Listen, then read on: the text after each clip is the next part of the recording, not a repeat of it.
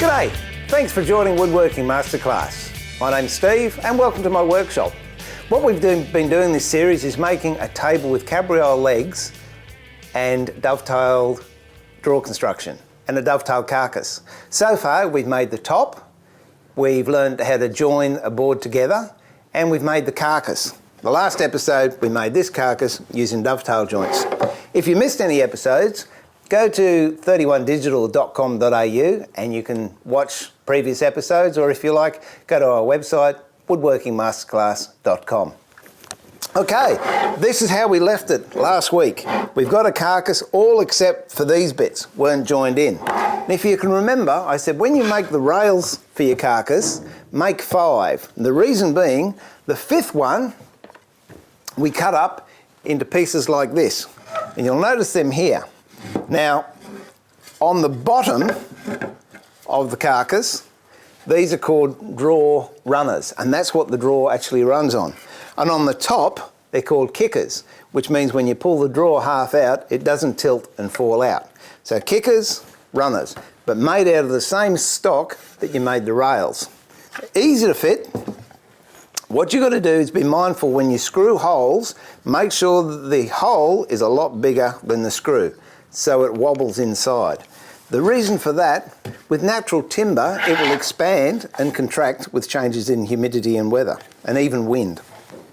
So what we want to do is make sure that if this expands or shrinks, it can freely do it without being inhibited by being anchored here. So how we fit them is quite simple. Just get a little bit of glue, pre-drill, and you put a little bit of glue on the end, yuck, and a little bit just in there. That's all the glue you use. So there's so my hope I didn't knock the mic out with that one. My wife washes my jeans. Okay, so there's a bit of glue there and there. Then we put the screw in.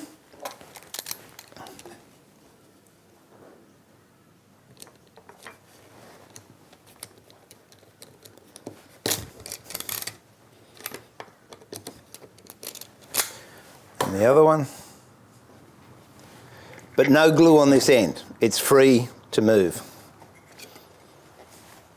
And just make sure that it lines up nicely with the edge.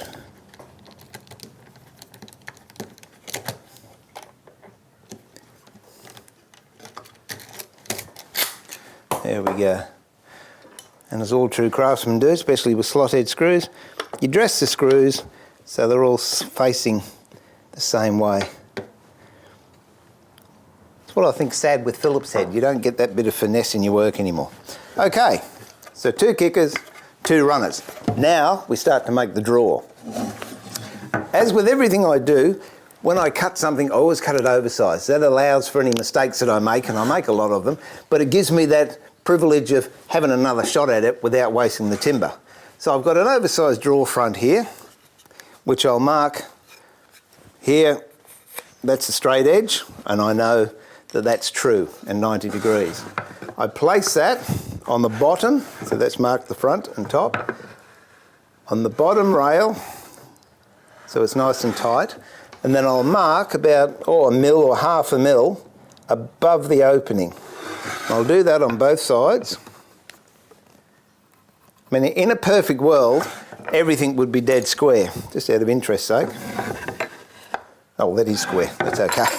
But over 30 years of working with timber, things can go out of square with changes in weather easily. Now what we do is I transfer those marks over,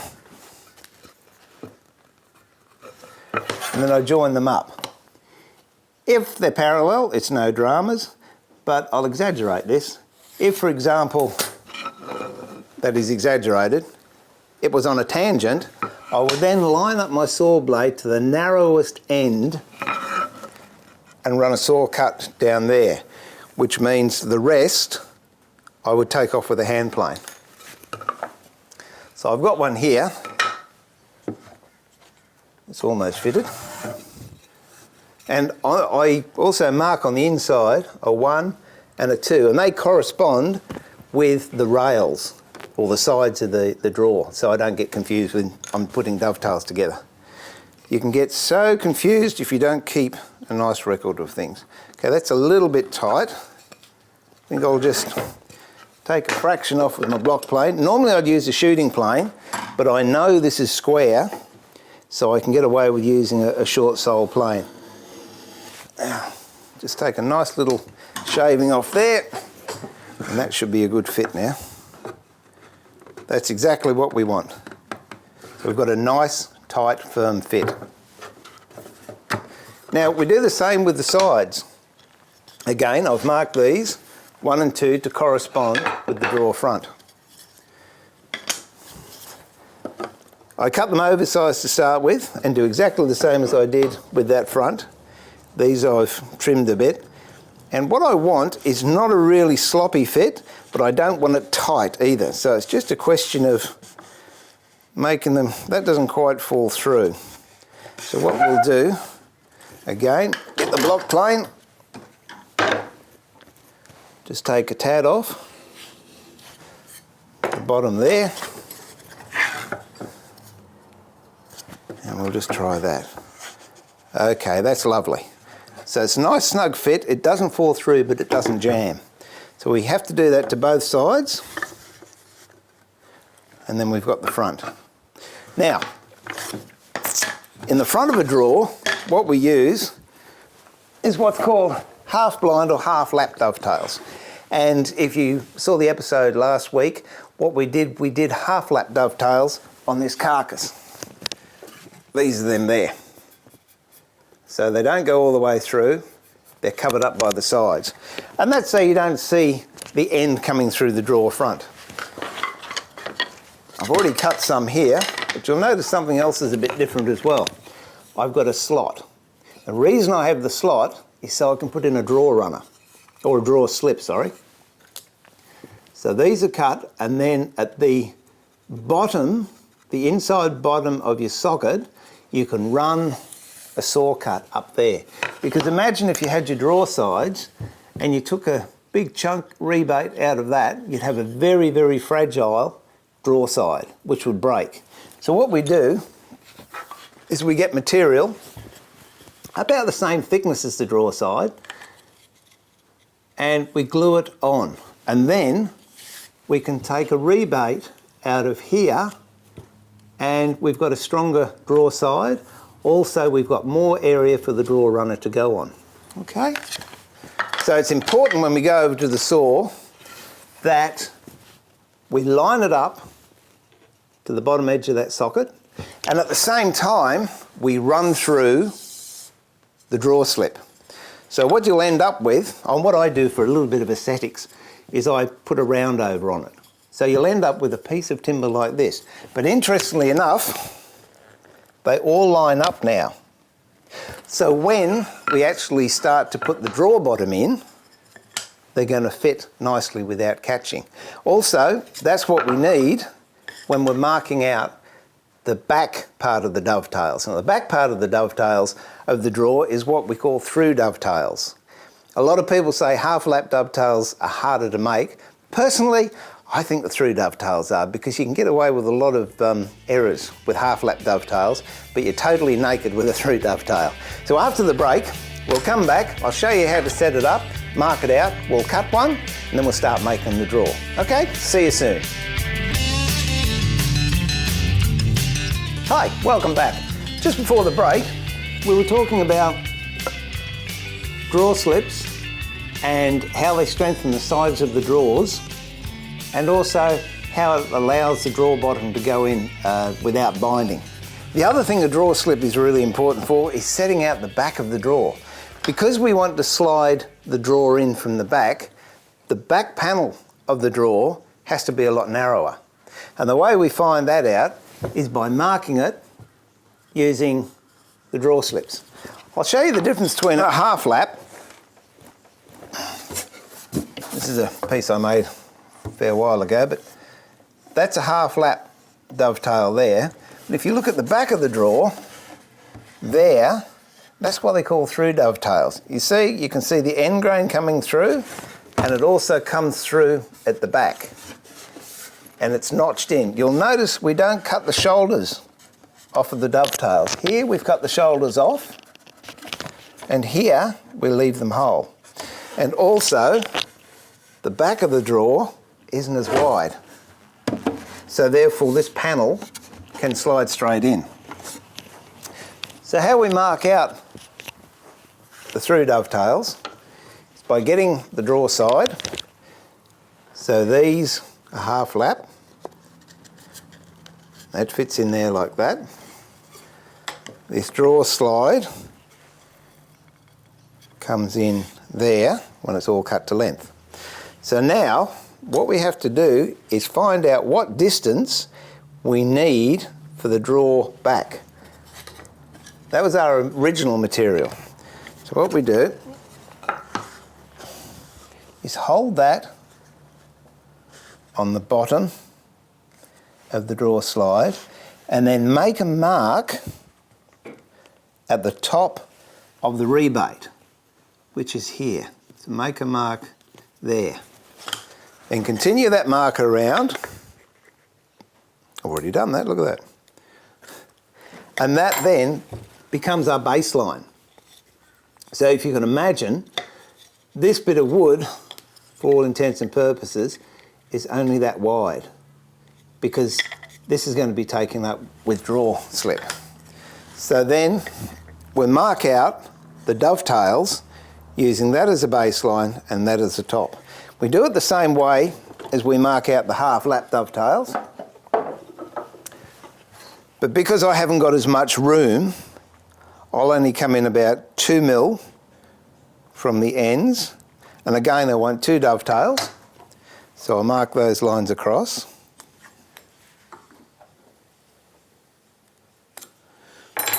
So I find a number that I can divide by 2, which is, if I turn the ruler, that'll give me 30. So half of 30 is 15. That's the centre of my piece. If you wanted 3 dovetails, but you say, okay, divide that by 3. So that's 10, 20, 30. That's how you can divide very easily. So that's the centre piece. Put our pencil on it, move the square up to it, mark it. And then we come in about 2 mil again on those lines we've just drawn.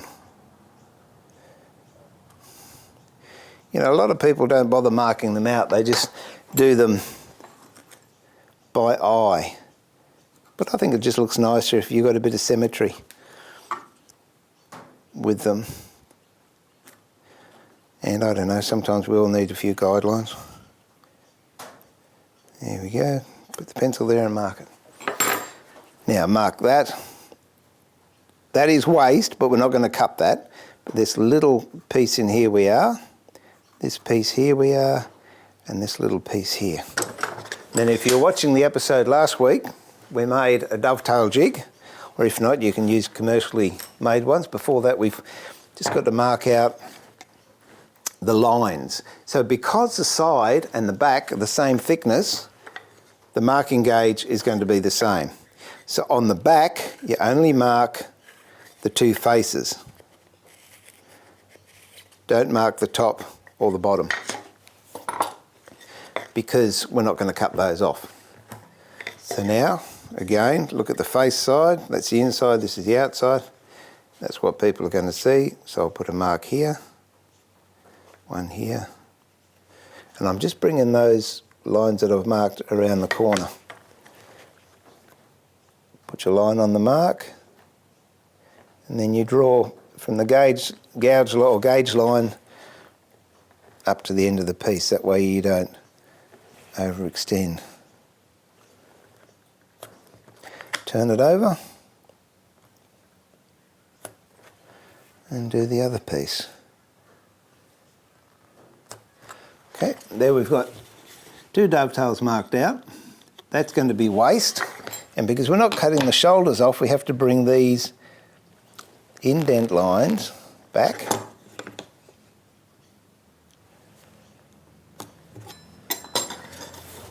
So that now has to be cut out. That has to be cut out. I might just extend that line a little bit further. There we go. And that's the start of our through dovetails. So pop it in the vise. Trusty Japanese saw. Whoop.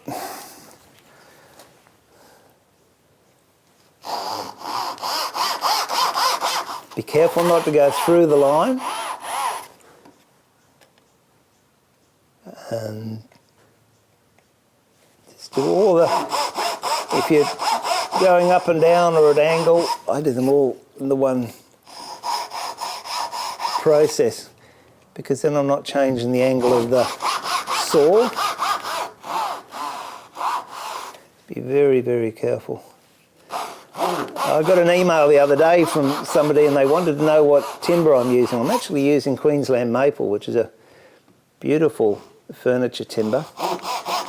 But this table would also look nice in cedar. Cedar and I don't get on very well, so I don't use cedar now. After using it for 30 years, I get a bit of a rash with it. All right, then we get a coping saw. Just take out the waste. Be very gentle because these are very fragile little tails.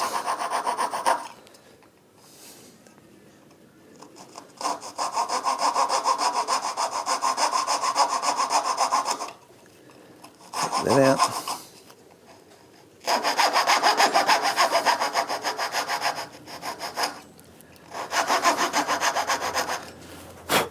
Then you clean the waste out exactly the same way as you clean the waste out using the half lap dovetails, which I spoke about in another episode. Again, squirt of water down there, whoops, a block, hold down and then chisel it out. I'll do that whilst you're having a break, and when we come back to the other side, I'll show you how to transfer it onto the back of the drawer. Okay, see you soon. Welcome back. Just before the break, or during the break, I finished cutting these through dovetail for the back of the drawer we're making for this cabriolet leg side table. Now, once you've got the measurement of the through dovetails at the back, then you can saw the back of your drawer down to size. The way to do that is you actually want the top of the back of the drawer to come in just where the top of that socket would be, and also at the bottom of this socket. That way, that allows the drawer bottom to slide in under here, and the drawer side goes all the way to the back. So it's all covered in, and there's a bit of an indentation, if you like, there. So I've already pre-ripped this bit down to size, and as you can see, it fits in there quite nicely. Last week I was talking about this dovetail sled, which I saw on the internet. David Barden, I think his name was. If you go to woodworkingmasterclass.com, I've got a link to his set. Very easy to make, but very, very useful. A little bit different when you're making a setup for through dovetails for the back, because you haven't got a reference point on the side. So just square it up so the surfaces are flush with each other. Then take your piece of timber. Whoops, I just put the wrong one in there. There you go. That's what pressure does to you people. Okay, just use the back rail, pop it in there, make sure it's flush with the top of the sled, and then take the through dovetail bit and align it so the bottom of that socket lines up with the bottom of the back of the drawer, and the top part of the socket on the top of the side lines up with the top of the back. Then you slide it forward, and as I said, I don't like using a knife for marking, but in this particular case I have to, because a pencil won't fit in there. So very, very carefully mark where you want your pins to go.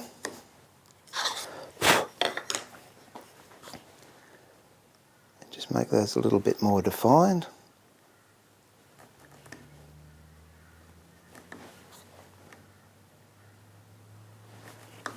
Then of course your set out with your gauges is the same as what you used on the sides. So it's along there, but don't bother marking the top because that's actually going to fit into the socket and that's going to fit into the socket. So then they just get cut and married the same way as a normal dovetail and pin setup gets put together. And you'll end up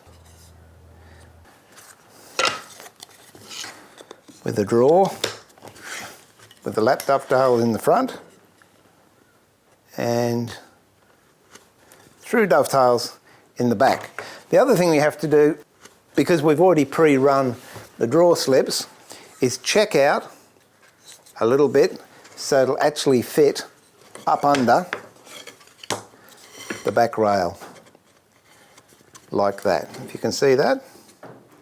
So the top of your slip lines up with the back of the drawer and have it nice and flush with the bottom of the drawer side.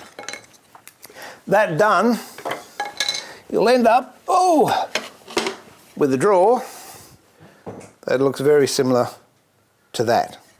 Now what we have to do is do the drawer bottom. As I said before, make a bit of space for myself, I like cutting things oversized.